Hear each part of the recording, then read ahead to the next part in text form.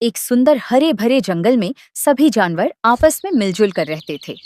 खरगोश, लंबू, हिरण चंचल और तोता मिट्ठू अक्सर एक पुराने बरगद के पेड़ के नीचे बैठकर मजाक करते थे। एक दिन जंगल में अचानक एक नया जानवर आया, एक कांटेदार जंगली शाही कांटे।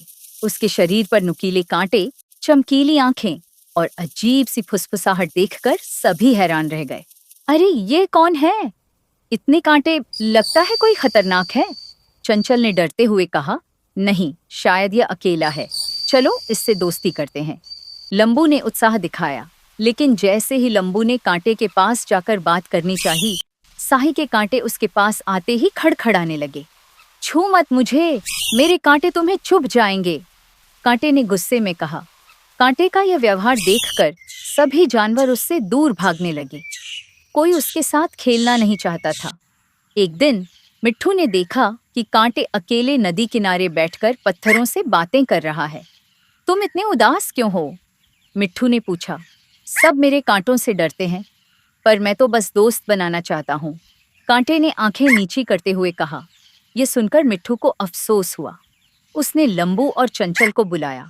कांटे अकेलापन महसूस कर रहा है, हमें उसकी मदद करनी चाहिए। लेकिन चंचल ने नाक सिकोड़ी, पर उसके कांटे तो हमें चोट पहुंचा देंगे। लंबू ने एक तरकीब सोची। उसने कांटे के लिए एक मीठा फल ले जाकर पेड़ के नीचे रख दिया। कांटे ने फल देखा तो मुस्कुराया, शुक्रिया। लेकिन जैसे ही लंबू ने उसे गले लगाना चाहा, कांटे के शरीर ने फिर खड़खड़ाहट शुरू कर दी। आह, यह कांटे तो सच में चुभते हैं, लंबू चिल्लाया। इसी बीच जंगल में एक बड़ी मुसीबत आ गई। एक भूखा भेड़िया झल्लाद जंगल में घुस आया और सभी जानवरों को डराने लगा। इस जंगल पर अब मेरा राज्य है, तुम सब मेरा शिकार बनोगे, उसने दहाड़ लगाई। सभी जानवर घबरा गए। लंबू, चंचल और मिट्ठू ने मिलकर योजना बनाई, लेकिन कुछ सूझ नहीं रहा था। तभी कांटे आगे आया। मैं तुम्हारी मदद कर सकता हूँ, मेरे कांटे उस भेड़िए को भगा देंगे। उसने अपने कांटों को जोर से हिलाया और भेड़िए के सामने कूद गया। छोटे शाही, तू मुझसे लड़ेगा? झल्लाद हंसा, लेकिन जैसे ही उसने कांटे पर हमला किया, शाही के कांटे उसके मुंह में चुभ गए। आ, ये क्या है? भेड़िया दर्द से चीखता हुआ भाग खड़ा हुआ। सभी जानवर हैरान रह गए। चंचल ने कांटे से माफी मांगी।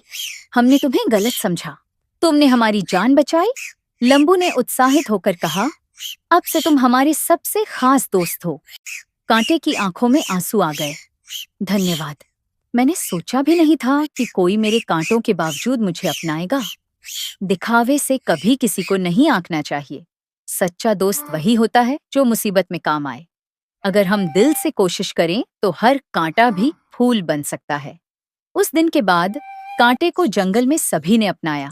अब वह लंबू, चंचल और मिट्ठू के साथ खेलता, हंसता और जंगल की रक्षा करता। भेड़िया कभी वापस नहीं आया और सभी ने मिलकर यह सीखा कि दोस्ती की ताकत हर समस्या का हल है।